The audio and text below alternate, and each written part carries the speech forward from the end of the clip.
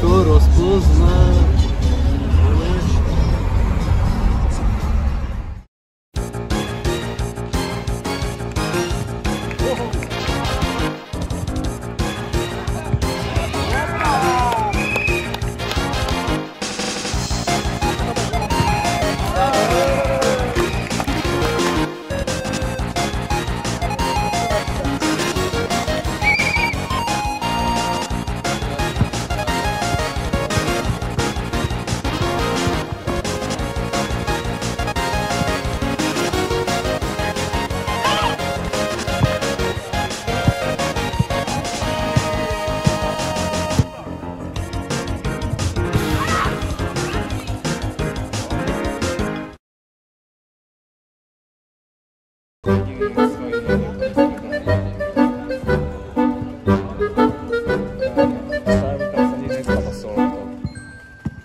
Čeri, daj už koš.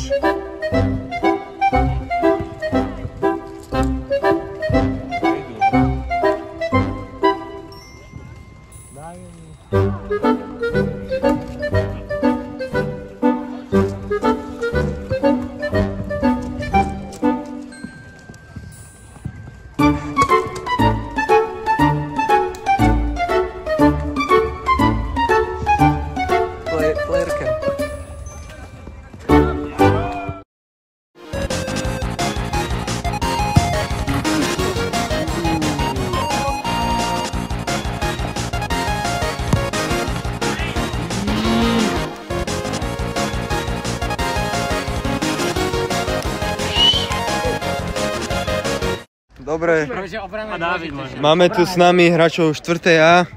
Prvá otázka ide Dávidovi. Ako sa vyjadrujete k tomu, že brankár z prvej C vám dal gól? Nešťastná náhoda. Chyba obrancov.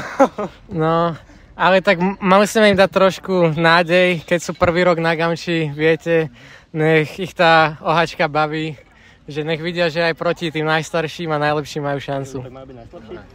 To je správne podľa mňa. Ďalšia otázka ide rozohrávačovi 4. A, Petrovi Báchoríkovi. Čo by ste mohli zlepšiť ešte vo vašom výkone? Viem, že vyhrávate s prehľadom 3-1, ale že čo by ste ešte zlepšili napríklad proti lepším triedám? No tak určite treba zlepšiť útočníka, Davida hlavne. Treba zlepšiť nasadenie do hry. Tak by som to skonštatoval.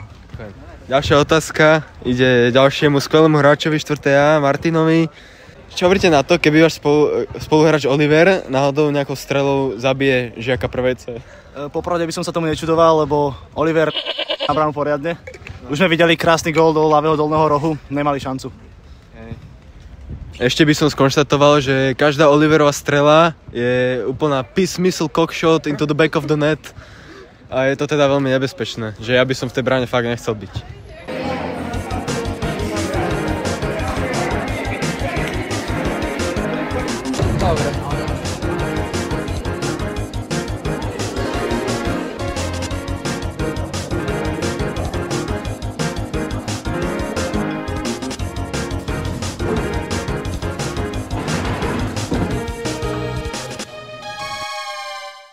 Budete na zostrihu.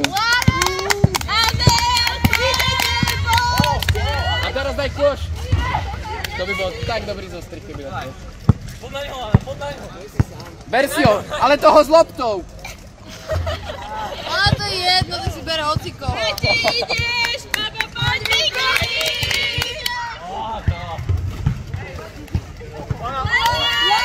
Hoď to tam, Matej.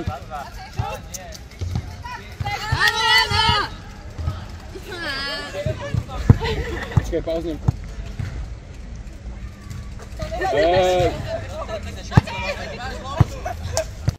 Nakoľko zápas opäť nedopadol podľa vašich predstav, čo k tomu ako kvázi najlepší hráč viete povedať? Podľa mňa sme hrali celkom solidne. Jedinou našou chybou bola nedostatočná obrana. Čo samozrejme zlepšíme sa. Ako vysvetlíte gólové mlčanie pred košom? Chce to výmenu nejakého hráča? No neviem, či nie je